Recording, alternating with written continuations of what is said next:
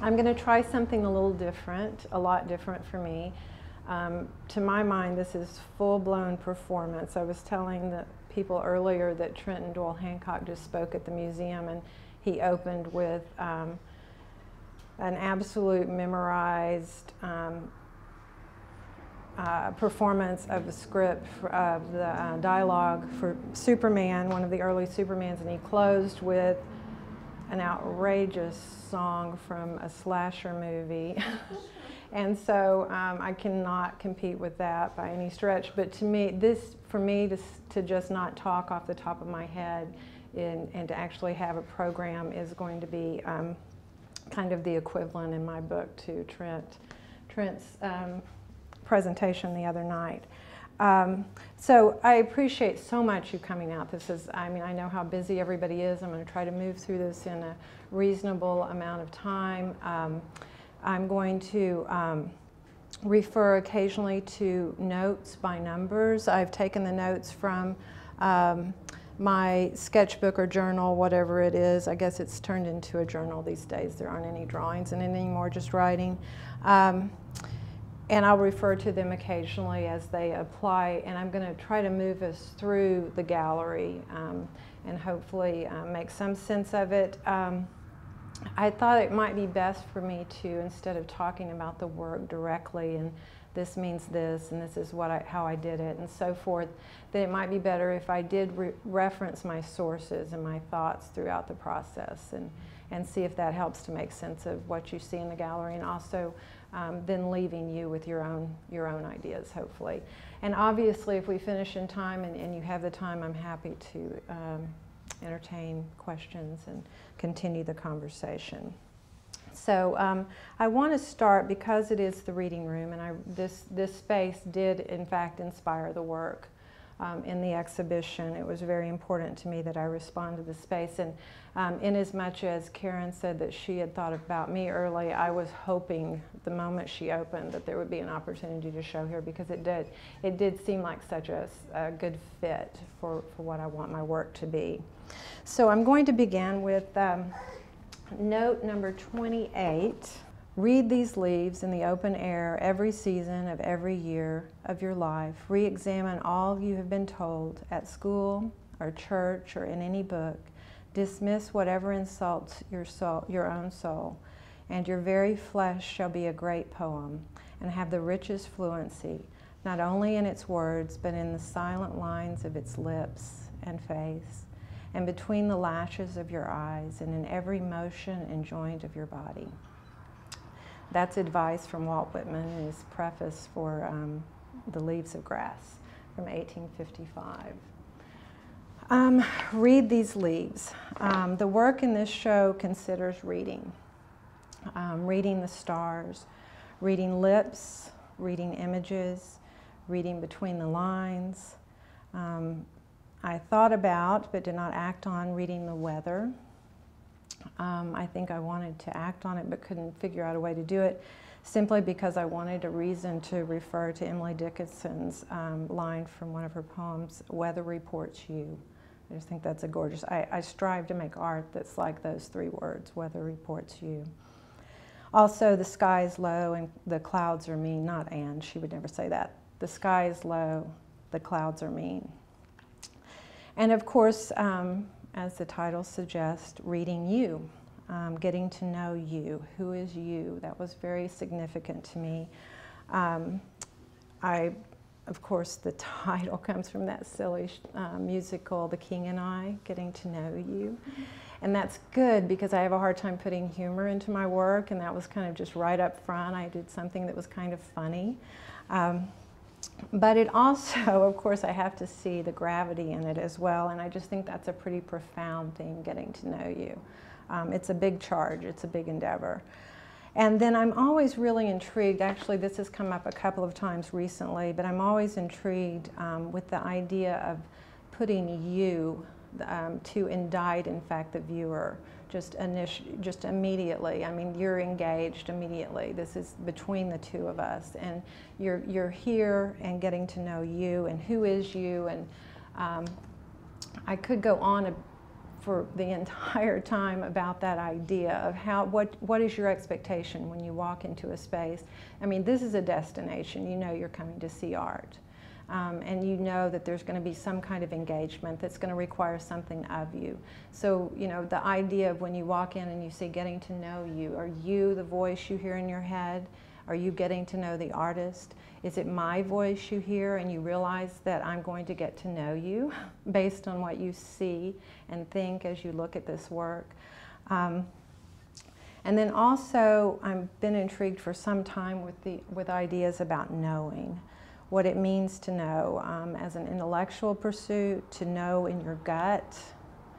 And then my favorite, as my grandmother used to say, about memorization, to know by heart. The show is actually bracketed, so when you walk in, if you're not sort of, you know, walking into a room full of people, but if you walk in and you really could just be fully engaged, if everything was perfect, and you walked in, you saw getting to know you as you open the door, and then you look past getting to know you and you see the embroidery pieces at the back. That is Beckett's assertion that he wrote in an essay about Proust, we cannot know, we cannot be known. And so that getting to know you and the futility of trying to know brackets this exhibition, and everything between speaks to that.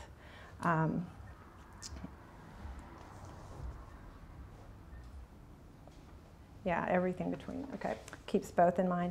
And that brings me to note number 30, which is something I wrote for myself somewhat early in the game, trying to prepare for this work. And, you know, every time, I mean, as many of you in the room know, because you're artists or you're creative types of some sort, to start with nothing and make something is both exhilarating and excruciating, and it's such a process. I happen to be one of those people that's painfully conscious of the process. So note number 30, begin in the beginning and take it slow, one star at a time. Time is what we have, this time and that time. I claim them and twist them to suit me. And you suit me, now, yesterday, and tomorrow. Stepping back, looking closely. To know is a myth, sad but liberating, mourning what I will never know, looking to know nonetheless. And the title of that little excerpt is Where is the Question? It was written on February 9th, 2013 at 6:23 a.m., which is happening more and more. Please come in. Come join us. Hi there. So that brings us to the beginning, and we will actually begin to address the work somewhat more directly. So beginning at the beginning, the sign-in post. That seems like the place to begin. So there's this, again, a little humor, a funny little piece. To me, this is a hilarious piece, like side-splitting funny. It is a photograph that is not at all professionally taken. And hello. And anybody who looks at it for a second knows that, but hopefully you know that it was not, it isn't professionally taken, but it's also, I think it's a serious idea that's presented in a not so serious way. This piece, although it's funny, is actually about knowing our death. And again, this idea of knowing. And with that, I'm going to read from note number 34.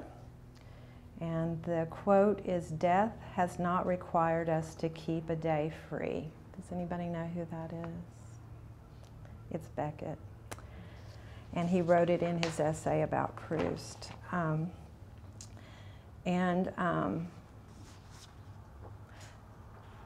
It's a really grave notion that is addressed with this quirky little piece. And I think it's quirky, and I don't know if I really thought this through. I don't know how premeditated this is, but I liked that it worked out, that it was a quirky solution in an effort to sort of challenge the gravity of that subject. The title of the piece is Be Mine Valentine, for Tomorrow We May Die. It is in response to note number 26, and I'll read from this note. This is the source. Asteroid 2012 DA14 predicted to pass about 40,000 kilometers from Earth at approximately 1930 Universal Time on February 15, 2013. 45 meters across, large enough to wipe out a city. Missed Earth by only 18,000 miles, around 1925 Universal Time. And my thought about that, I mean, you guys all know what I'm talking about, that the asteroid came close and it was predicted that it could in fact hit the Earth. And I just love that it was on, you know, February the 15th. I mean, that's so much pressure on Valentine's Day this year. You know, a day of love and a day of goodbye. Note number 27, it was my thought as I was reading, because I needed to do a lot of research. So something kind of as silly as that needs a lot of research, because I know nothing about asteroids. And I only know what the internet tells me. And that's the other thing I really love about knowing, is we all have such access to knowing now. And you don't have to know deep, you can know broad. And it's for good or for bad. I couldn't have done this show without that kind of knowing. But in doing my research, I was reading all about the stars and about this asteroid in the night sky. And my note was, binary stars are so romantic, orbiting each other around a shared center mass due to mutual gravity of the binary system. Which brings me to this piece, which is Navigation by the Stars, exhibition notes. And yeah, I'll go ahead and read note number 11.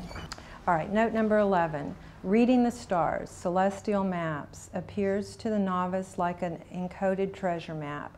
How positions of stars are pinpointed as Earth spins on axis. Stars appear fixed in place in relation to each other and move together east to west across the sky. And then this is from a beautiful, beautiful collection of descriptions that have been cataloged, descriptions of the stars by Elliot Weinberger in conjunction with Via Selman. And this was just one of many that I pulled out. The stars, what are they? We are fixed, they are moving. They are fixed, and we are moving.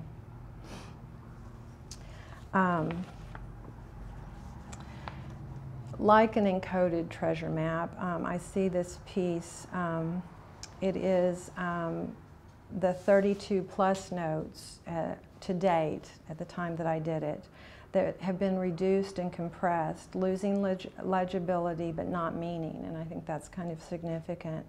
Another kind of reading, and this is what became very interesting to me, is the ways that we read and what it really means to read, and again, it plays into my interest in knowing.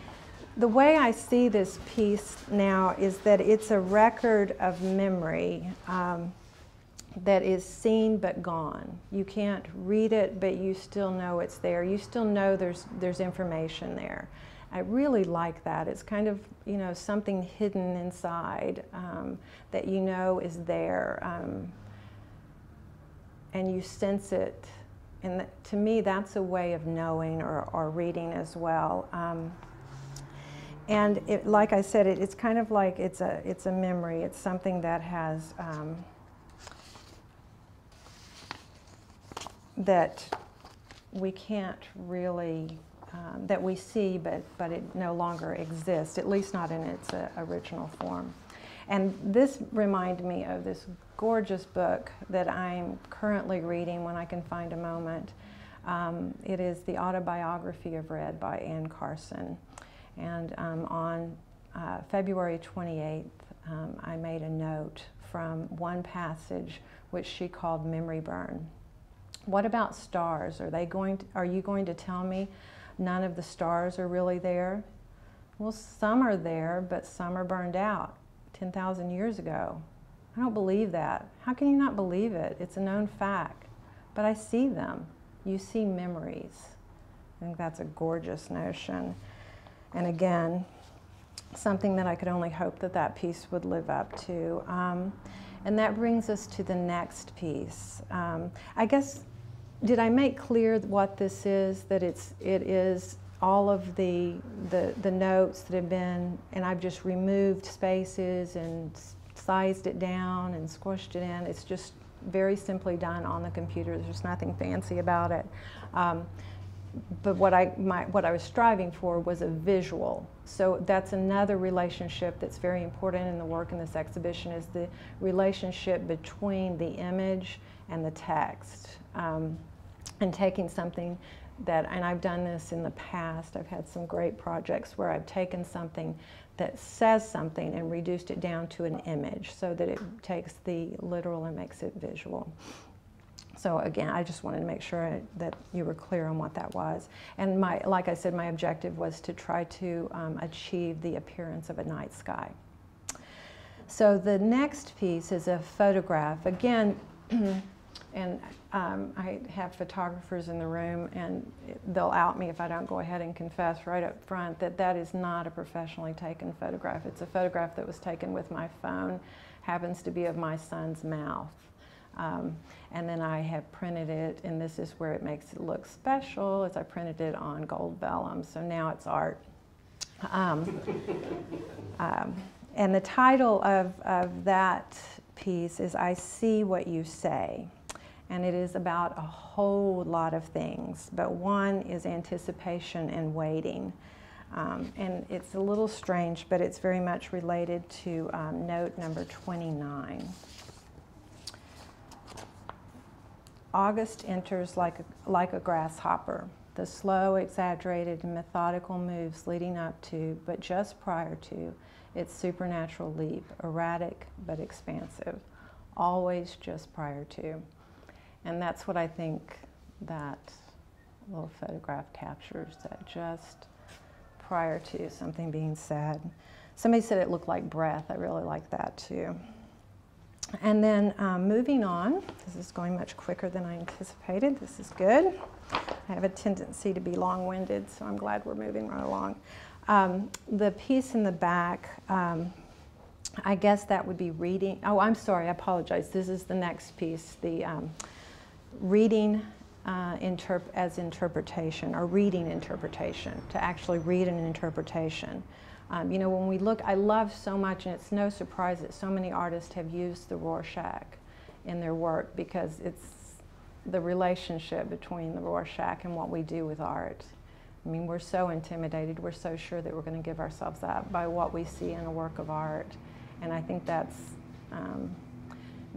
both, yeah, that's a complicated relationship. So the title of that piece is Getting to Know You, Ink Blot number 1, and I will eventually trace all of the ink blots, the 10 I think there are. Tracing to get to know the image that is meant to get to know me, and in turn you. What you see is what you are. And I think I have time. I have a note to read note number 24 if there's time. So I believe we're in good shape, so I'm going to read 24.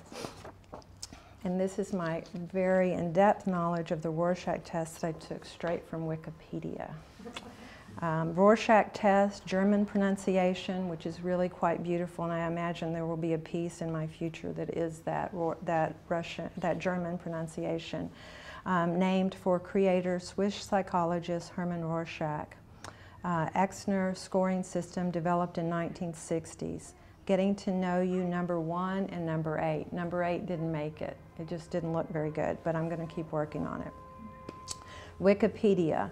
Psychological test in which subjects' perception of ink blots are recoded and then analyzed using psychological interpretation, complex, scientifically derived algorithms, or both. To examine personality characteristics and emotional functioning has been employed to detect underlying thought disorder, where patients are reluctant to describe their thinking process. In the 1960s, it was most widely used projective test. It is currently second most widely used by members of Society of Personality Assessment. Areas of dispute include the objectivity of the testers, inter-rater reliability, verifiability, and general validity of test, bias of test pathology scales towards greater numbers of responses. So keep that in mind if you're ever taking the test. The more responses, better in your favor. Limited number of psychological conditions which it accurately diagnoses. Inability to replicate the test norms. Use in court-ordered evaluations. And then this is the one that I have to concur with because I actually have coasters that are all 10 of the tests, and then of course I'm putting them out and everybody else is as well. The proliferation of the 10 ink blot images, potential invalidity of, for those who have been exposed to them. To see what you were saying.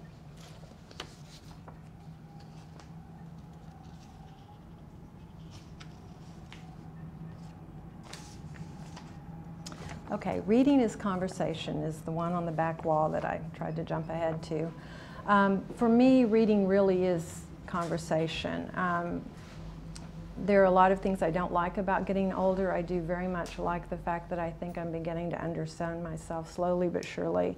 And I think that the fact that I'm quite confident the fact that reading is conversation, to my mind, it's the way I read, is what makes me a quote-unquote poor reader.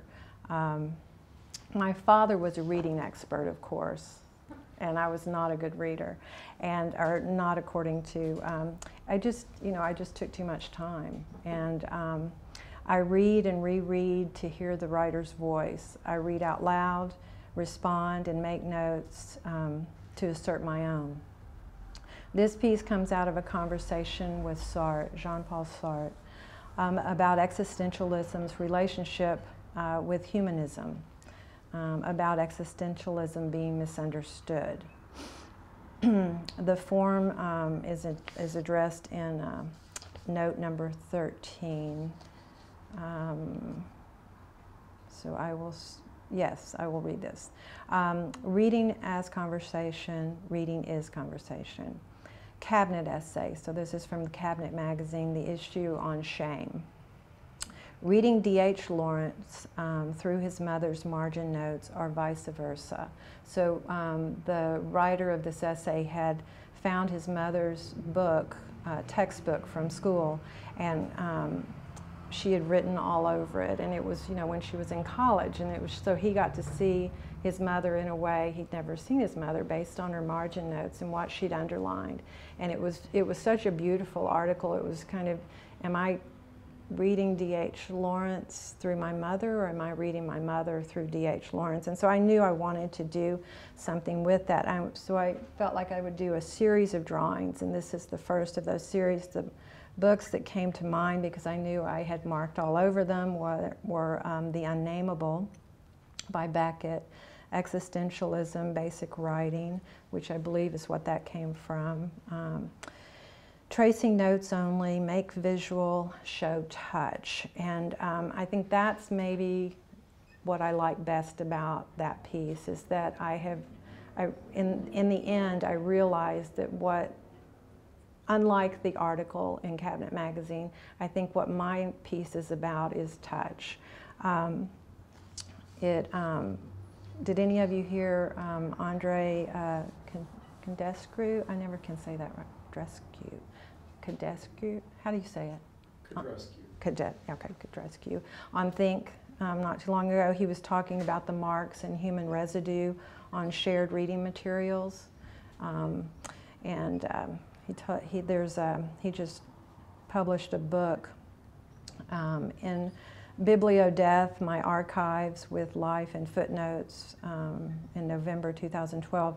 And in it, he shares a document by the late Richard Brautigan in which brown specks were found on something that he had written, or this document, and they determined that it was in fact the brain matter from his suicide. So that's kind of the ultimate in human residue.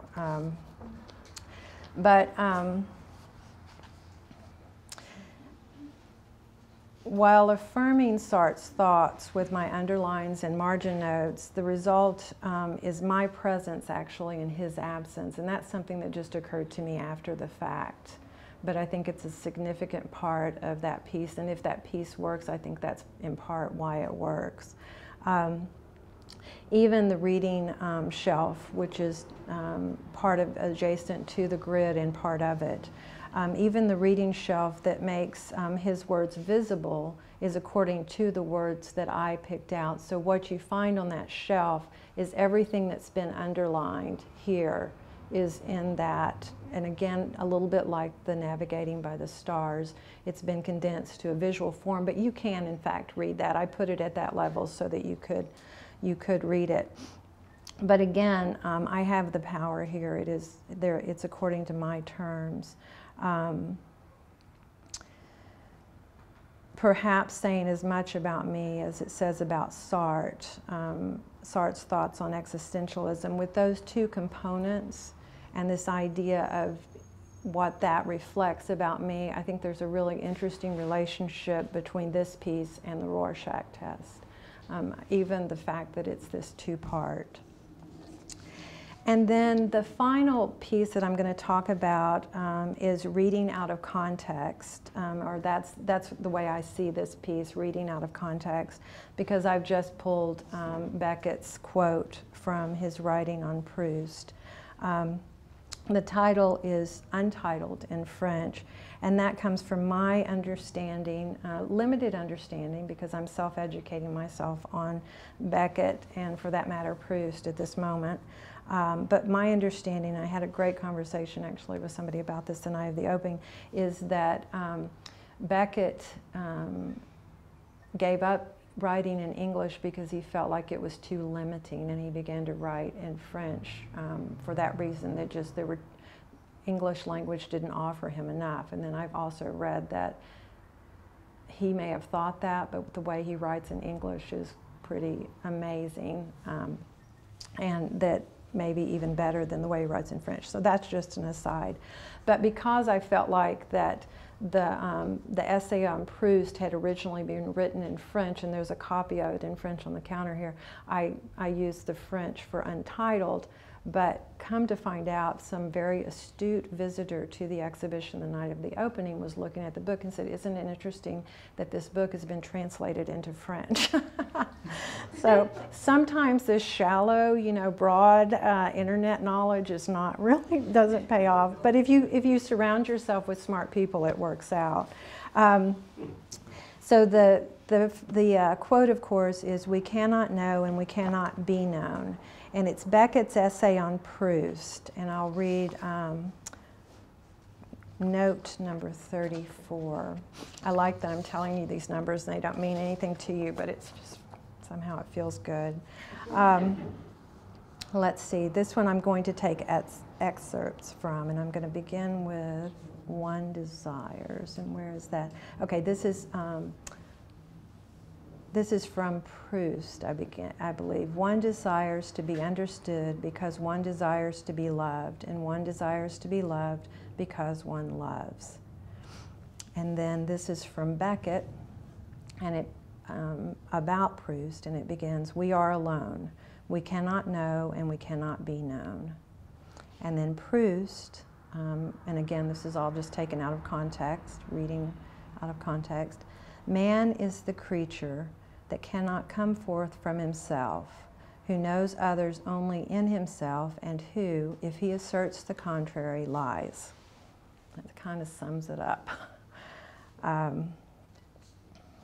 So Beckett presents his views, and some believe that in fact his writing about Proust is his own manifesto. And Beckett but he does this through Proust. And I think a lot of us do this, and I love that Beckett's doing this. It's very early in Beckett's career.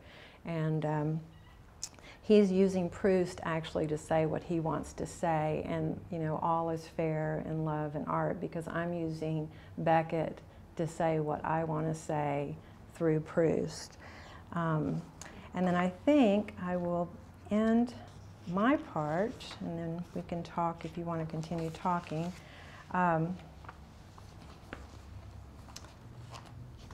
Well, I'm sorry, let me see. Getting to know Beckett's phrase by, oh, okay, I'm sorry, I'm going to go ahead and talk a little bit about that piece, about why I did it the way I did it, and then I'll end with note number 37, in case you're wondering. Getting to know, underline, Beckett's phrase, and the way I was getting to know it, and this is a big part of the way I work now, tracing the ink blot so I get to know it, retyping my notes so that I get to be with them again. The way I got to know Beckett's phrase was by sewing it into the linen and attempting to learn to embroider by hand, which is something akin to my photography skills. An unrealistic goal completely in the time I had, and maybe in as much time as I could have. But knowing something, and again, knowing is underlined here, but knowing something through the process. I spent a lot of time with that phrase, and I thought about it a lot as I pulled the thread out because it looked like crap, and tried to re-sew it over and over. It gave me time that I got to spend with it. And time, I think, is a critical element or a critical component of knowing. And and really focused thought, which again I think is a critical component. I had another one machined, and I'll let you figure out which is which, to highlight process versus product. And what was so I thought interesting in the end when I went to pick it up. Number one, I think it's absolutely soulless. It's beautiful and perfect and has no soul whatsoever. And what I realized is that nothing more was known through that piece being machined. Nothing was learned or nothing was known in that process, which I thought was pretty interesting and made me quite proud of my ugly little hand-done one. Okay, I'm going to end with note number 37, which is in fact my last note.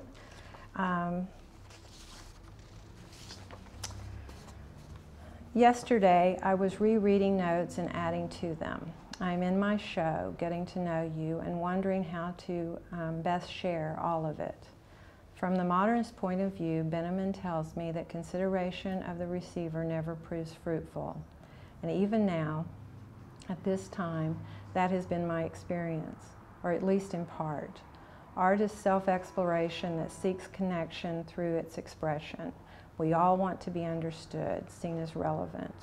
That seems absolute and obvious. Wanting our reality to find alignment in the reality of others. So sharing is complicated. Thank you.